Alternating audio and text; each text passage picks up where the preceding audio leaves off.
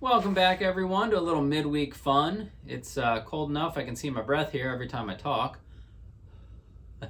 Not really sure if that's going to show up on camera, but it's annoying to me.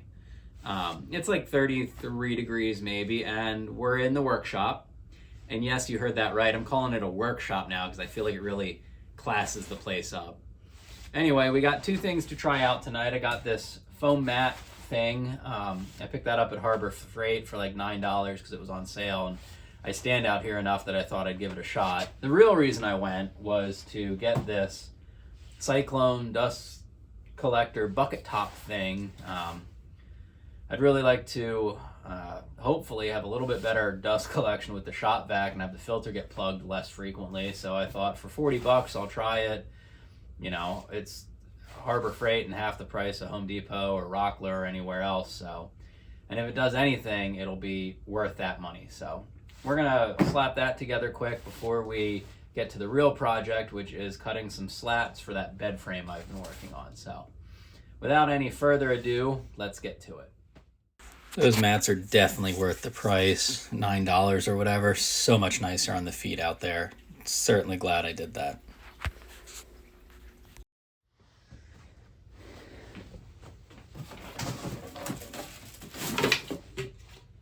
Bucket lid.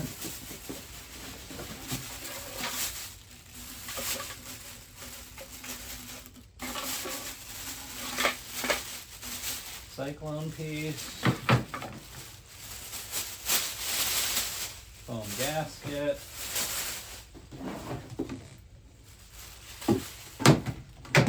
Flexible hose. Probably useless instructions. Blah, blah, blah. Blah, blah, blah.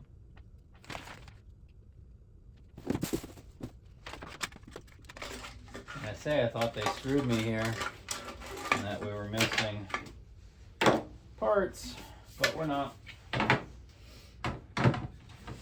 So we're going to slap this thing together real quick, and it's very easy. That foam gasket goes between the actual like cyclone piece and the bucket lid. There's a bunch of pre-drilled holes that line up and supplied bolts. The only thing I did was I made sure that the nuts and washers were on the outside so I can keep those tightened, and I figure if a bolt falls in the bucket with the dirt, it'll be easier to find than like a nut. And the last thing I'm doing is just attaching the hose here with a hose clamp. It's a nice little adapter, so you could even run the small shop vac hose.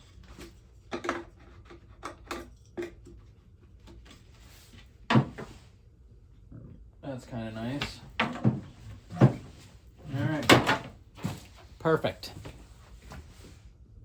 Next up was changing out the saw blade on the miter saw. I had the PVC blade in there, which has a very like flat tooth pattern, so it's definitely like dusty and not great at cutting wood. But it's easy enough to change out, and then we marked out, actually hooked up our dust collector there and marked out where these how long these bed slats should be, and I cut these 2x4s down 30 something inches. I forget what a twin bed is, but it wasn't terrible. In hindsight, I shouldn't have done this, but you'll learn about that next.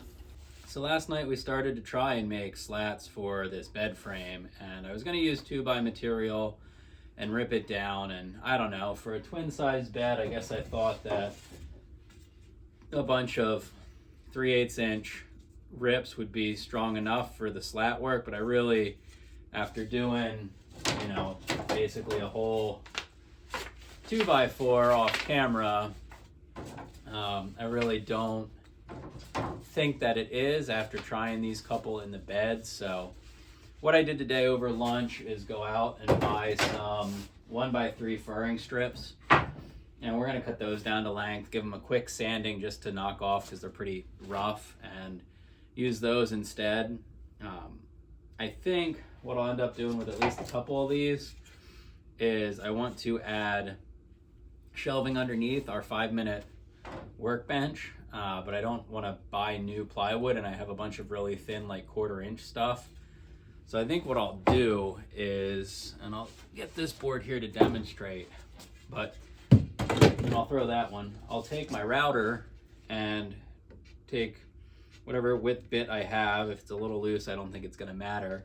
I'm going to route a channel and just slide these in, and that way I can drop in some intermediate supports along the length of the workbench. So we'll at least get to reuse some of this and have it not all be wasted.